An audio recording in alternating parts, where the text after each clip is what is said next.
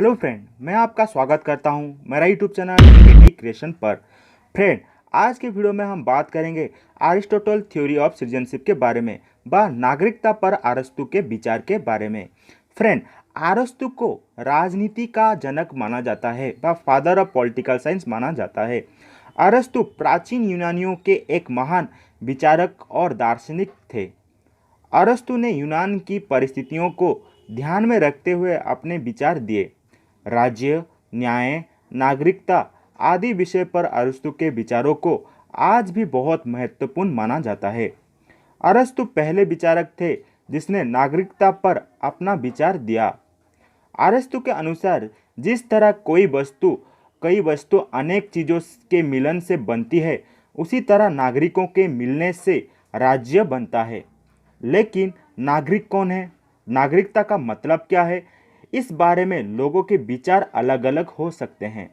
अगर कोई व्यक्ति लोकतंत्र में नागरिक है तो ये जरूरी नहीं कि वो गुटतंत्र के अंदर, सैनिक शासन के अंदर या राजतंत्र में भी नागरिक हो।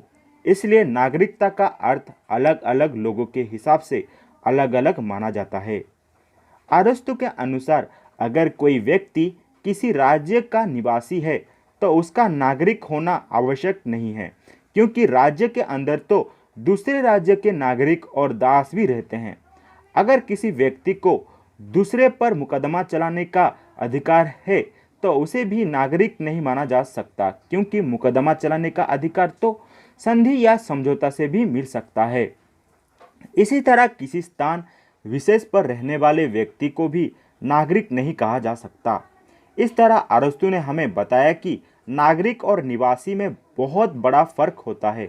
सबसे पहले अरस्तु हमें बताते हैं कि नागरिक कौन नहीं है। अरस्तु के अनुसार नागरिकता किसी स्थान पर रहने से नहीं आ सकती। अगर ऐसा होता तो विदेशी और दास भी नागरिक समझे जाते। कानूनी अधिकार मिलने से भी नागरिकता नहीं मिल सकती, क्योंकि कानूनी अधिकार तो संधि या समझौते से किसी को भी मिल सकते हैं। राज्य से निकाले गए या मताधिकारी से वंचित किए गए लोगों को भी नागरिक नहीं माना जा सकता।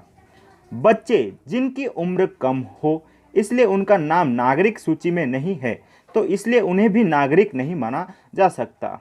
इसके अलावा बूढ़े जिनकी उम्र ज़्यादा है, उन्हें नागरिकता के कर्तव्य से मुक्त कर दिया गया है, उन्हें भी नागरिक नहीं कहा जा सकता।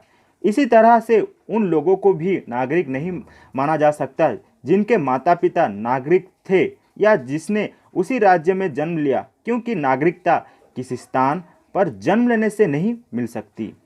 इसी तरह आज अरस्तु ने हमें ये भी बताया कि कोई भी नागरिक नहीं है। ना बच्चे नागरिक हैं, ना बूढ़े नागरिक हैं, और ना विदेशी नागरिक हैं, ना निवासी नागरिक हैं, ना दास नागरिक हैं। अरस्तु ने नागरिकता के निर्धारण के लिए जन्म स्थान, निवास और कानूनी अधिकारों को स्वीकार नहीं किया। तो अभी हम जानेंगे कि नागरिक कौन है। अब सवाल ये पैदा होता है कि नागरिक आखिर है कौन। इस बारे में अरस्तु ने हमें साफ साफ बताया है कि नागरिक वो व्यक्ति है जो कानून बनाता है और न्याय प्रशासन में भाग लेता है। अरस्तु ने यूनान की परिस्थितियों के अनुसार अपने विचार दिए थे। अरस्तु के दौर में यूनान में उस समय जनसंख्या बहुत कम थी, इसलिए सभी नागरिक एक जगह पर इकट्ठा हो जाते थे, मिलकर कानून बनाते थे और न्याय करते थे। इसी तरह विदेशी, निवासी, बच्चे, बूढ़े, दास, महिलाएं और कानूनी अधिकार प्राप्त व्यक्ति ना तो कानून बनाते थे और ना ही न्याय करते थे। इसलिए अरस्तु ने उन सभी को नागरिक नहीं माना।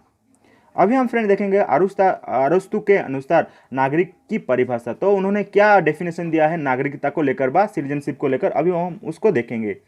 एक नागरिक उस तरह के गुण युक्त होता है जिस तरह नाव को ऊंची तरह चलाने के लिए नाविक के अंदर कुछ विशेष गुण होने चाहिए।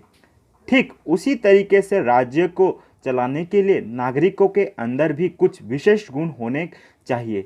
जैसे एक ड्राइवर होता है, अगर ड्राइवर अच्छा होगा तभी गाड़ी अच्छी चलेगी। अगर ड्राइवर अच्छा नहीं है तो गाड़ी अच्छी नहीं चलेगी।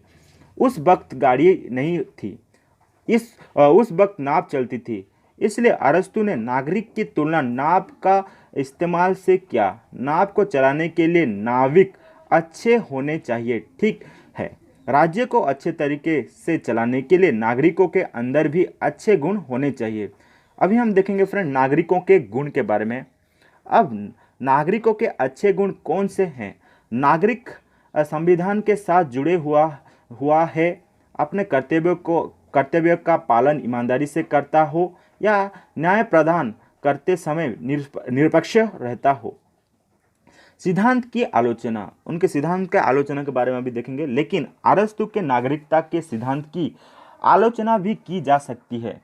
अरस्तु का नागरिकता का जो सिद्धांत है वो आज के लोकतंत्र के खिलाफ है, क्योंकि अगर अरस्तु के विचारों को अपनाया जाए तो मुट्ठी भर लोगों को ही नागरिकता मिलेगी। अगर हम अरस्तु के नागरिकता के सिद्धांत को अपनाते हैं तो सिर्फ बड़े बड़े मंत्रियों को भी नागरिकता मिलेगी या फिर जो जजों को ही नागरिकता मिलेगी और बहुत सारे लोग नागरिकता से वंचित हो जाएंगे। अरस्तु ने महिलाओं को भी नागरिकता नहीं दी, जबकि महिलाओं के अंदर योग्यता होती है। बूढ़े को भी नहीं, जबकि बूढ़े के पास बहुत तजुर्बा होता है जिसका फ़ायदा उठाया जा सकता है। अरस्तु दास को भी नागरिकता नहीं देता, जिससे भेदभाव का बढ़ावा मिलता है। तो इस तरीके से अरस्तु के विचार है वो आज के लोकतांत्रिक देश में लागू नहीं होता है, लेकिन उस परिस्थिति के हिसाब से यानी यूनान की परिस्थिति के हिसाब से आज भी विचाराधीन है। तो दोस्तों यह था नागरिकता पर अरस्तु के विचार। आप इस जानकारी को अपने दोस्तों के साथ शेयर करें और आपको कोई भी अगर जानना है आपका अरस्तु के बारे में, आप कुछ भी जानते हैं तो आप नीचे कमेंट सेक्शन में कमेंट भी कर सकते हैं।